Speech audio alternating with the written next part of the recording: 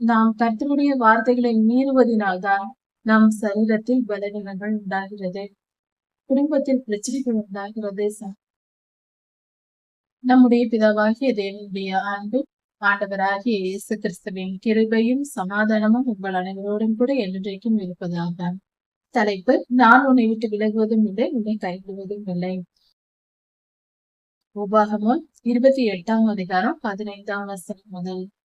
நாம் கர்த்தருடைய வார்த்தைகளை மீறுவதினால்தான் நம் சரீரத்தில் பலவீனங்கள் உண்டாகிறது, குடும்பத்தில் பிரச்சனைகள் உண்டாகிறது, சமாதானமின்மை உண்டாகிறது, தேசத்தில் பஞ்சம் உண்டாகிறது, கொள்ளை நோய் வருவது. இதெல்லாம் காரணம் கர்த்தருடைய வார்த்தைக்கு நாம் செவிப்படாமல் இருப்பது. முதலாவதாக, பட்டணத்திலும் நீ சபிக்கப்பட்டிருப்பாய், வெளியிலும் சபிக்கப்பட்டிருப்பாய். நாம் இருக்கிற இடத்தில், நாம் இருக்கிற ஊர் அல்லது நம்முடைய இருப்பிடம் இருக்கிற இடங்களிலும் அங்கும் சாபம் இருக்கு. ஏன் தான் இங்கு இருக்கிறோமோ, இங்கு நமக்கு இவ்வளவு துன்பம் உண்டாகிறதே, இந்த இடம் சரியில்லை என்று சொல்வது போல இருக்கும். அதற்கு காரணம் கர்த்தருடைய வார்த்தைக்கு செவி கொடுக்காமல் இருந்ததே என்பதை புரிந்து கொள்ள வேண்டும். அடுத்ததாக, நம்முடைய கூடையும் மாப்பிசைகிற தொட்டியும் சபிக்கப்பட்டிருக்கும். அப்படி என்றால் நம்முடைய ஆகாரம் பற்றாக்குறையோடு இருக்கும். சாப்பிட்ட சாப்பாடு நமக்கு திருப்தி அளிக்காது. அந்த ஆகாரம் நமக்கு பிடிக்காததாக, யாருக்கும் பிடிக்காததாக, சந்தோஷமாக சாப்பிடக்கூடியதாக இருக்காது. அப்படி நல்ல ஆகாரமாக இருந்தால் கூட வேண்டும் என்றே அது பிடிக்காதது போல தோன்றும். இப்படிப்பட்ட சாபங்கள் இருக்கும் அந்த சாப்பாட்டில். இதுவும் கர்த்தருடைய கோபமே. நாம் கர்த்தருக்கு கீழ்ப்படியாததினால் இப்படி நடக்கலாம். அடுத்ததாக, நம் பிள்ளைகள் சபிக்கப்பட்டிருப்பார்கள். நம் பிள்ளைகளுடைய வாழ்க்கை, அவர்களுடைய பலவீனம், அவர்களுடைய நோய் போன்ற காரியங்கள் இருக்கும். பிள்ளைகளுக்கு சாபம் இருக்கும்.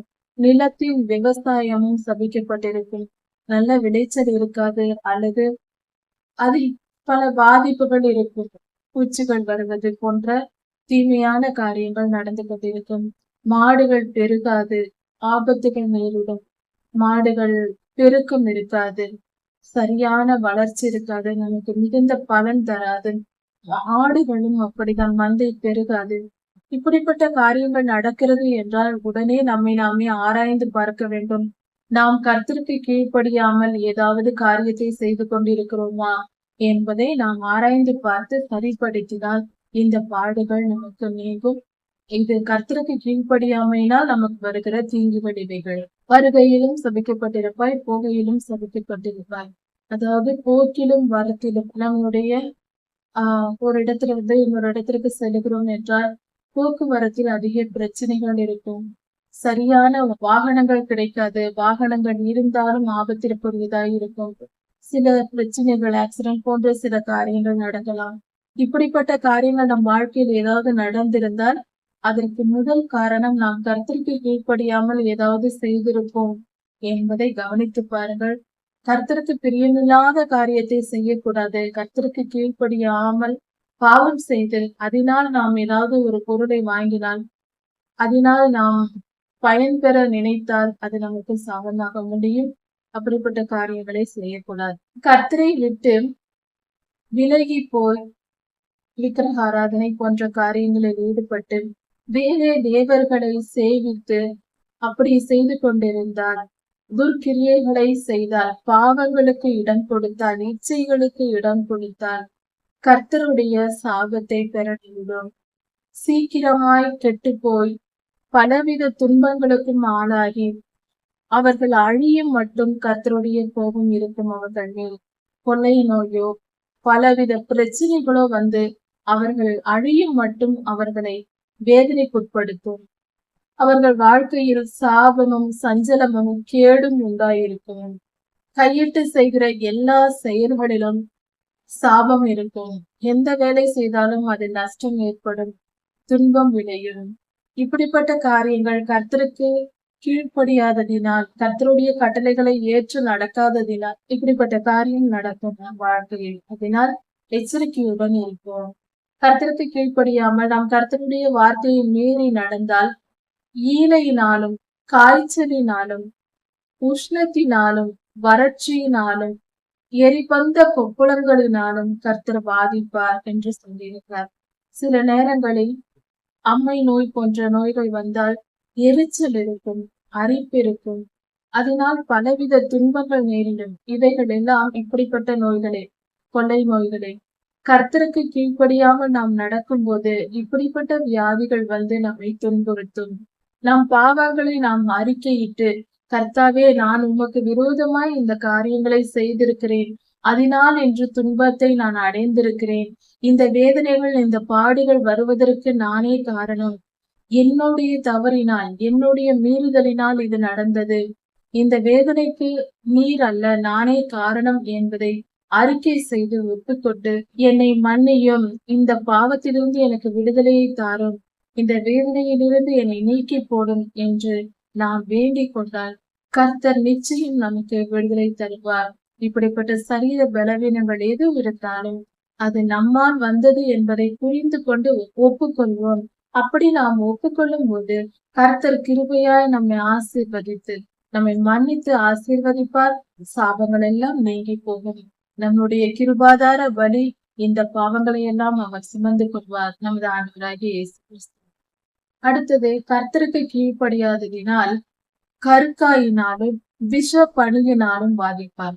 கருக்காய் விஷப்பணி என்றால், செடிகளில் கோதுமை மணிகள் விளைந்திருக்கிறது என்றால், அது சிறு பிஞ்சாய் இருக்கும் போதே, அந்த கோதுமை பிஞ்சாக இருக்கும் போதே, அது முழுமையாய் வளர்ச்சி அடைவதற்கு முன்பாகவே அப்படியே கருகி போய்விடும். அதை கருக்காய் என்று சொல்வார்கள். முதிராத தானியமாய் போய்விடும், அது பலனற்றதாய் போய்விடும். விஷப்பனி என்பது அதிக கடும் பனியாய் இருக்கும். அதனாலும் விளைச்சல்கள் பாதிக்கப்படும். மனிதர்களுக்கும் மிருகங்களுக்கும் பலவித நோய்கள் உண்டாகும். விஷப்பனியில் பாதிக்கக்கூடியதே கொடூரமான பனி பெய்யும். இப்படிப்பட்ட காரியங்களினால் கர்த்தர் அவர்கள் அழியும் மட்டும், கர்த்தருக்கு கீழ்ப்படியாதவர்கள் அழியும் மட்டும் இப்படிப்பட்ட வாதைகளை அனுப்புவார் என்று கர்த்தரே சொல்லியிருக்கிறார். அதனால் நாம் அழிந்து போகாதபடிக்கு கர்த்தருக்கு கீழ்ப்படிந்து நடப்போம். அவருடைய ஆசீர்வாதங்களை பெற்றுக்கொண்டு இவ்வுலக வாழ்க்கையிலும் சுகமாய் வாழ்ந்து நித்திய ஜீவனையும் சுதந்திரித்துக் கொள்ள நாம் நினைப்பது நமக்கு நல்லது. அதுவே புத்திசாலி. அடுத்ததாக, நாம் கர்த்தருக்கு கீழ்ப்படியவில்லை என்றால் நம் தலைக்கு மேலுள்ள மேகம் வெண்கலமாகவும் பூமி இரும்பாகவும் மாறி போகும். அப்படி என்றால் நம் நிலத்தில் மழை பெய்யாது. மழை பெய்யாத பொழுது பூமி இறுகி போய் விளைச்சல்கள் இருக்காது. அப்படி என்றால் பஞ்சம் உண்டாகும். பஞ்சத்திற்கு பின்பு கொள்ளை நோய். அதனால் பட்டயம், பஞ்சம் வந்தால் கொள்ளை நோயும் வரும், பட்டயமும் வரும், பிரச்சனைகளும் வரும். இப்படிப்பட்ட பற்றாக்குறைகளினாலும் பஞ்சத்தினாலும் அவதிப்பட நேரிடும். கர்த்தருக்கு நாம் பிரியமாய் நடக்காவிட்டால், கர்த்தருக்கு கீழ்ப்படியாவிட்டால் இப்படிப்பட்ட தீமைகள் வந்து சேரும் என்று கர்த்தர் சொல்லுகிறார். அதனால் நாம் கர்த்தருக்கு பயந்து அவருக்கு கீழ்ப்படிந்து நடக்க முயற்சி செய்வோம், முடிவு செய்வோம். அடுத்ததாக, மழை பெய்யாமல் அந்த மழையானது புழுதியையும் மண்ணையும் கொண்டு வருகிறதா இருக்கும். கர்த்தருக்கு கீழ்ப்படியாமல் வாழ்ந்தால் புழுதியும் மண்ணும் கலந்த மழை உண்டாகும். அதனால் மிகப்பெரிய தீமையே விளையும். தேசத்தில் விளைச்சலாகட்டும், மனிதனின் ஆரோக்கியமாகட்டும் பாழாய் போகும். அதனால் கர்த்தருக்கு கீழ்ப்படிந்து நடக்க பழகுவோம். கர்த்தருக்கு கீழ்ப்படியாமை தீமையை கொண்டு வரும். அடுத்ததாக, எதிரிகளிடம் நம்மை கர்த்தர் ஒப்புக் கொடுப்பார். அவர்களிடம் தோர்த்து போகும் வரைக்கும் நாம் துன்பத்தை அனுபவித்து அவர்களால் ஒடுக்கப்படுவோம், ஒடுக்கப்படுவோம். இப்படிப்பட்ட நிலையை கர்த்தர் கொண்டு கொடுப்பார். கர்த்தருக்கு கீழ்ப்படியாததினால் இப்படிப்பட்ட தீமைகள் நமக்கு வந்து சேரும். கர்த்தருக்கு கீழ்ப்படியாமல் வாழ்ந்தால் நம்முடைய சத்துருக்களுக்கு நேராக நாம் ஒரு வழியாய் புறப்பட்டு போனாலும் 7 வழியாய் சிதறி போவோம். நம்மால் எதிர்த்து நிற்க முடியாது. நம் சத்துருக்களுக்கு எதிர்த்து நிற்க முடியாமல் 7 வழியாய் தலை தெறிக்க ஓட நேரிடும். இப்படியாக கர்த்தருக்கு கீழ்ப்படியாத பொழுது நமக்கு நாமே தீமையை வரையறுத்துக் கொள்வோம். அதனால் அப்படிப்பட்ட தீமையை நாம் செய்யாதபடிக்கு கர்த்தருக்கு கீழ்ப்படிந்து நடப்போம். கர்த்தருக்கு கீழ்ப்படியாமல் வாழ்ந்தால் எல்லா ராஜ்யங்களிலும் சிதறடிக்கப்பட்டு போவோம் என்று கர்த்தர் சொல்லுகிறார். நம் வாழ்க்கை என்பது நிரந்தரமாக ஒரு இடத்தில் இல்லாமல் சிதறடிக்கப்பட்டு போவோம். ஒரே இடத்தில் இருக்க முடியாது. தங்கி இருந்து நிம்மதியாய் வாழ முடியாது. சிதறடிக்கப்பட்டு போவோம். பல இடங்களுக்கும் சிதறடிக்கப்பட்டு போவோம். இப்படியாக நிறைவேறும் என்று கர்த்தர் சொல்கிறார். கர்த்தருக்கு கீழ்ப்படியாமை இப்படிப்பட்ட பாடுகளை நமக்கு கொண்டு வரும். கர்த்தருக்கு கீழ்ப்படியாமல் வாழ்கிறவர்கள் அவர்களுடைய சரீரம் மிருகங்களும் பறவைகளும் தின்று போடும்படி தீவில் எரிந்து விடப்படும். இப்படியாக அவர்களுடைய சரீரம் இருக்கும். அவர்களை எடுத்து அடக்கம் பண்ண கூட யாரும் இருக்க மாட்டார்கள். கர்த்தருக்கு கீழ்ப்படியாதவர்களின் நிலை அப்படியாக இருக்கிறது. கர்த்தருக்கு கீழ்ப்படியாதவர்கள் குணமாகாதபடிக்கு எகிப்தின் எரிபந்தமான கொப்புளங்களினாலும் மூல வியாதிகளினாலும் பருக்களினாலும் சொறியினாலும் சிரங்கினாலும் பாதிப்பார். இப்படிப்பட்ட துன்பங்கள் கர்த்தருக்கு கீழ்ப்படியாதவர்களுக்கு நடக்கும். கர்த்தருக்கு கீழ்ப்படியாதவர்களுக்கு புத்தி மயக்கம் உண்டாகும். கர்த்தருடைய வார்த்தைக்கு விரோதமாய் செயல்படுகிறவர்களுக்கு, கர்த்தரை விட்டு வேற தேவர்களை சேவிக்க போகிறவர்களுக்கு இப்படிப்பட்ட காரியம் நடக்கும். புத்தி மயக்கம் உண்டாகும். சுயநினைவு இல்லாமல் பலவித குழப்பமான நிலையில் மனநிலையில் இருப்பார்கள். மனநிலை பாதிக்கப்படும். குருட்டாட்டம் உண்டாகும். என்ன செய்கிறோம் என்று புரியாது. மன குழப்பங்கள் உண்டாகும். மன திகைப்பு உண்டாகும். மனதளவில் மிகப்பெரிய பாதிப்பு ஏற்பட்டு அது கொடுமையை உண்டு பண்ணும். மனதளவில் வேதனையை அனுபவிப்பார்கள். இப்படிப்பட்ட காரியங்கள் கர்த்தருக்கு கீழ்ப்படியாதவர்களுக்கு நடக்கும் என்று கர்த்தர் சொல்லுகிறார். அதனால் இப்படிப்பட்ட காரியங்கள் நமக்கு வராதபடிக்கு கர்த்தருக்கு கீழ்ப்படிதலை கற்றுக்கொண்டு வாழ்வோம். கர்த்தருக்கு கீழ்ப்படியாதவர்களுக்கு பார்வையற்றவர்கள் தடவி கொண்டு நடப்பார்கள். கையில் ஏதாவது எதிரில் இருக்கிறதா என்று கையை நீட்டி தடவி கொண்டு நடப்பார்கள். அது போல பார்வை இருந்தும் பட்ட பகலிலேயே நாம் தடவி கொண்டு நடக்க நேரிடும். அப்படிப்பட்ட நிலை உண்டாகும். இது ஒரு விதமான சரீர பலவீனங்கள் ஏற்படும் போது, முதுகு தண்டில் பாதிப்பு ஏற்படும் போது இப்படிப்பட்ட நிலை உண்டாகும். இப்படி கர்த்தருக்கு கீழ்ப்படியாமையினால் பலவீன துன்பங்களுக்கு நாம் ஆளாக நேரிடும். அதனால் கர்த்தருக்கு கீழ்ப்படிவதை கற்றுக்கொள்வோம். வேத வசனங்களை தியானிப்போம். கர்த்தருக்கு கீழ்ப்படியாதவர்கள் செய்கிற எந்த காரியத்திலும் வெற்றி வராது. அவர்கள் தோற்று போய் விடுவார்கள். அதனால் மிகுந்த நஷ்டம் உண்டாகும். கர்த்தருக்கு கீழ்ப்படியாதவர்கள் என்னாலும் ஒடுக்கப்படுவார்கள். ஒரு ஒடுக்கம் இருக்கும்.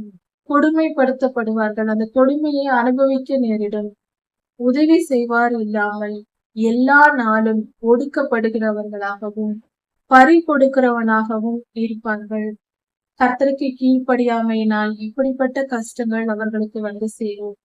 அவர்கள் ஒரு பெண்ணை நிச்சயதார்த்தம் பண்ணுவார்கள். அந்த பெண்ணை வேறொருவன் தூக்கி கொண்டு போய்விடுவான். அந்த பெண்ணை திருமணம் செய்யக்கூட முடியாது.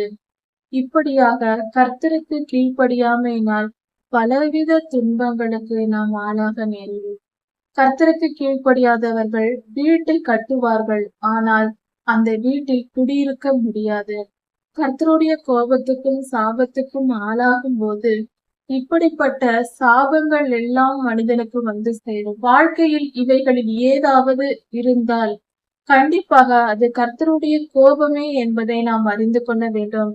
கர்த்தருக்கு நாம் கோபம் ஊட்டினால் கர்த்தருடைய கோபத்திற்கு ஆளாக நேரிடும். அதனால் இப்படிப்பட்ட துன்பங்கள் நமக்கு வந்து சேரும். அதை புரிந்து கொண்டு நாம் கர்த்தருக்கு பிரியமாய் நடக்க எப்பொழுதும் முயற்சி செய்ய வேண்டும்.